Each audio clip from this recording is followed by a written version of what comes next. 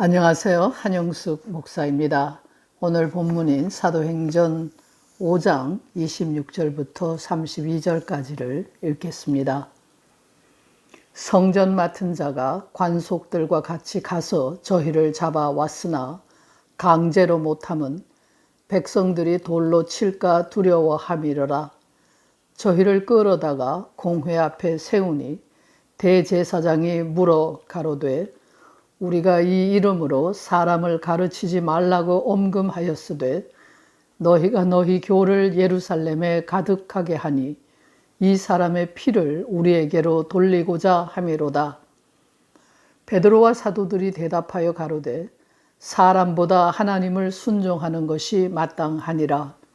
너희가 나무에 달아 죽인 예수를 우리 조상의 하나님이 살리시고 이스라엘로 회개케 하사 죄사함을 얻게 하시려고 그를 오른손으로 높이사 임금과 구주를 삼으셨느니라. 우리는 이 일의 증인이요 하나님이 자기를 순종하는 사람들에게 주신 성령도 그러하니라 하더라. 오늘 본문은 사도들이 유대교 지도자들에게 복음을 전하는 장면을 수록하고 있습니다. 유대교의 지도자들이 사도들을 잡아서 옥에 가두었으나 밤중에 하나님께서 천사를 보내어 옥문을 열어주셨습니다. 그러나 다음 날 예루살렘 거리에서 복음을 전하던 사도들은 다시 잡혀서 의회로 끌려가 신문을 받게 되었습니다. 재판정에서 대제사장은 사도들에게 왜 하지 말라고 한 설교를 했느냐고 추궁했습니다. 예수를 전하지 말라고 명령했는데 너희가 예수를 전하는 것은 예수의 죽음에 대한 책임을 우리에게 돌리려는 목적이 아니냐고 다그친 것입니다. 본문을 읽으면서 의아하게 생각되는 것은 옥에 갇혔던 사도들이 어떻게 해서 다시 거리에 나가 복음을 전하게 되었는지에 대해서는 단 한마디의 질문도 하지 않는다는 사실입니다. 이는 유대교 지도자들이 하나님의 존재나 하나님의 활동에는 관심이 없었다는 것을 의미합니다. 하나님이 행하시는 기적이 신앙인의 눈에는 들어옵니다. 하지만 믿음이 없는 사람들에게는 하나님에 대한 관심이 없고 하나님이 하시는 일 같은 것은 눈에 띄지도 않습니다. 이런 의미에서 당시의 유대교 지도자들은 신앙인이 아니라 정치가들이었을 뿐임을 알 수 있습니다. 정치적인 관심만 있었던 대제사장은 우리가 예수의 이름으로 사람들을 가르치지 말라고 엄금하지 않았느냐?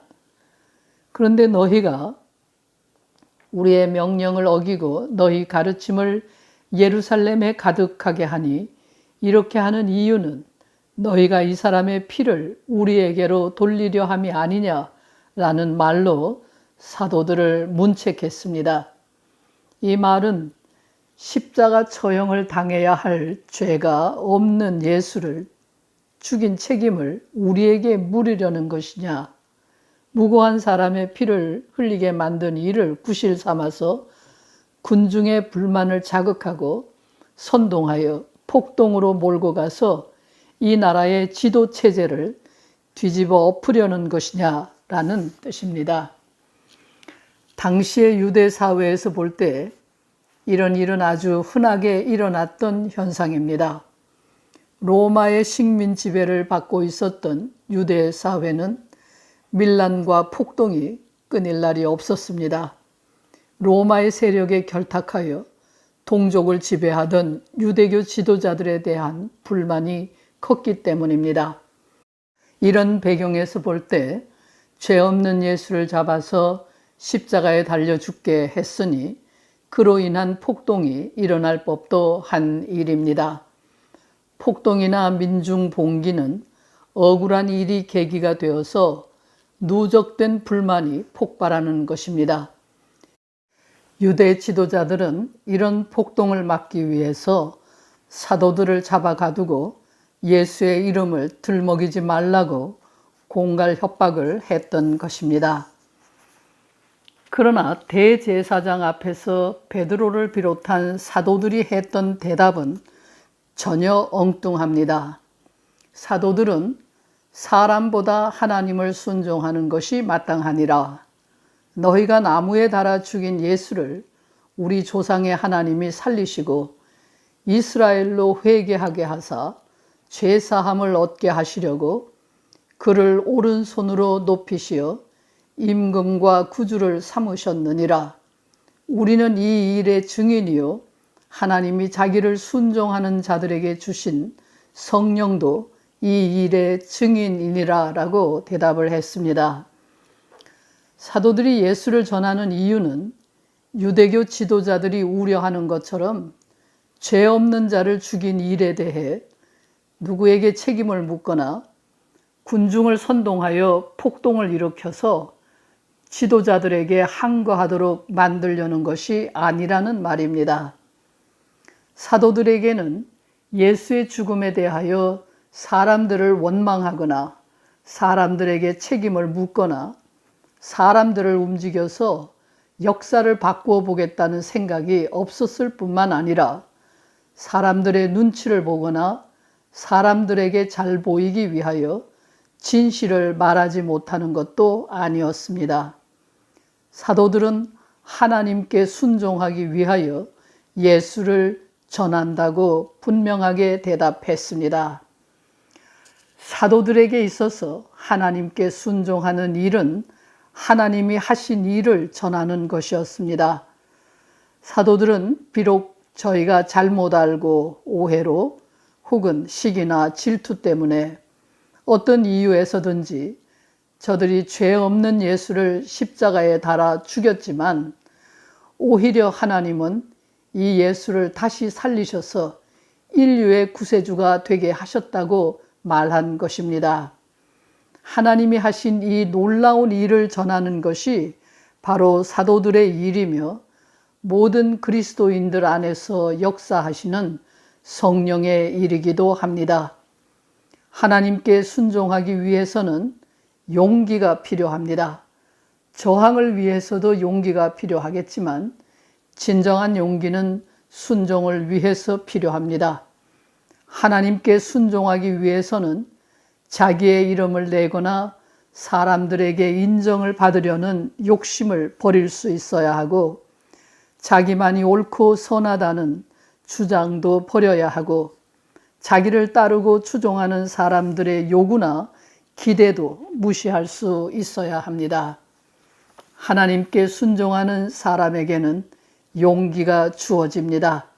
사람들을 무서워하지 않는 용기, 세상이 주는 인기나 명예, 부귀 영화를 초계처럼 여길 수 있는 용기, 죽음을 무서워하지 않는 용기가 주어집니다. 성령은 신앙의 힘이고 용기입니다. 정치가들은 자기 자신의 욕심을 나라와 민족에 대한 사랑이라고 쉽게 포장하지만 그들이 하는 일이 옳은지 그른지를 판단하는 기준은 그들이 만들어내는 열매입니다. 열매를 보아서 눈에 보이지 않는 뿌리를 알 수 있습니다. 사람이 자기의 욕심에 근원을 두고 하는 일은 그것이 무엇이든지 결과적으로 악업을 쌓아놓는 일이 됩니다. 대부분의 민중 봉기는 성공한다고 해도 소수의 사람들에게 이권이 넘어가는 것으로 끝나고 맙니다. 사도들에게는 사리사욕이 없었습니다.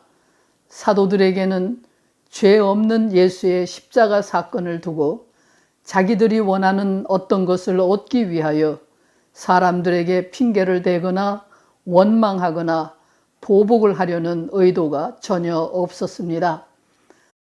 사도들은 억울하게 죽은 십자가의 예수에게서 인류를 구원하시려는 하나님의 뜻과 하나님이 펼치시는 새로운 역사를 깨달았고 그 증인이 되었습니다.